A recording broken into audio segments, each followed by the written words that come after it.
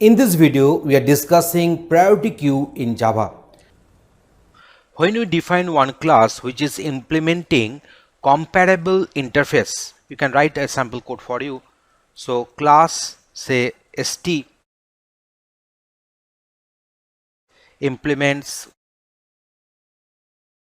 comparable. So here I'm putting this one as st. Then you can find that as it is one interface, it is having some unimplemented methods. So if you go on adding this unimplemented method, we are getting the method that is a compare to. So compare to will take the class object, st class object as input, and it returns one integer. So we are supposed to rewrite the code or the body for this compare to method. So we have applied the same here.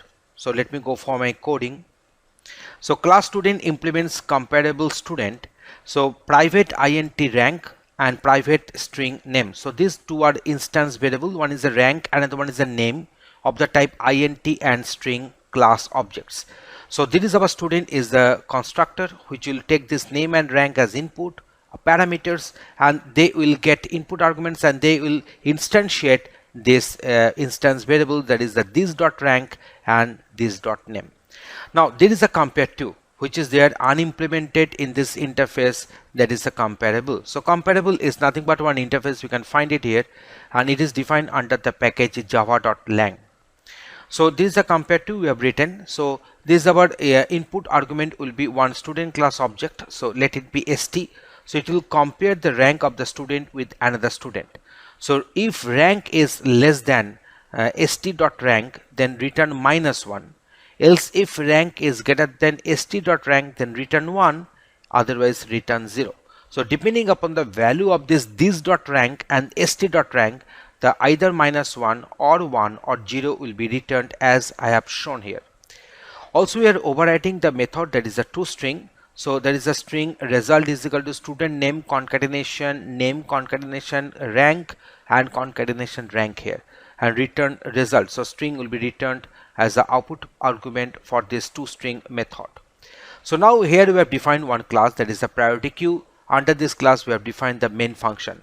So priority queue class object, there is a student queue, and which will hold the student class objects as its elements. So student class we have defined here. So it is nothing but implementing the comparable interface, and we also have overridden the respective method compare to.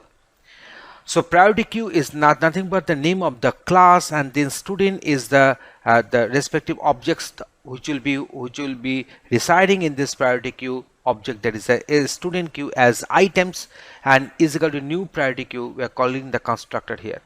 So student queue dot add. So using this add method, we can go on adding or inserting new students into this priority queue. So here we are having this Ashish, that is the name, and 5 is the respective role, rank rather you can say. So here you see this is my rank will be there, and the name is there. At first I'm passing this name as input parameter and rank as the second parameter here. So name is Ashish, rank is 5, name is Borun, rank is 3. You can easily call that this student is actually implementing this comparable interface. So what will happen when they will get inserted? So they will remain shorted accordingly depending upon the rank of the student. So here you see we have added 5 such student items here. So insert students into the priority queue, and but when we shall go for the printing of its content, we'll be finding them in the sorted order. So we shall come that point later. So at first we are going to print the size of this student queue. As we have inserted 5 items, so the size of the queue will be 5 here. Now we are creating one iterator to iterate through this queue. So iterator it is equal to student queue dot iterator.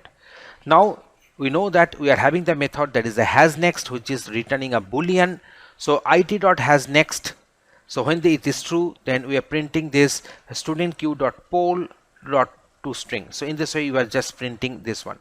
So student queue dot poll. So we are retrieving each and every element from here for each and every iteration, and then we are just calling this method toString, which we have overridden here, which will print the name and the rank accordingly. Remember we entered and inserted and these new elements got added to this student queue in the order, that is Ashish 5, then Borun 3, then Monish 1, then Shovik 4 and Rahul 2. So in the execution you are finding that they are coming like, say, Monish 1 with the rank 1 has come at the first, then Rahul with the rank 2, then Borun with the rank 3, then Shovik with the rank 4 and Ashish with the respective rank 5 here. In this way we have given you the idea that how to deal with the priority queue class objects in our Java code.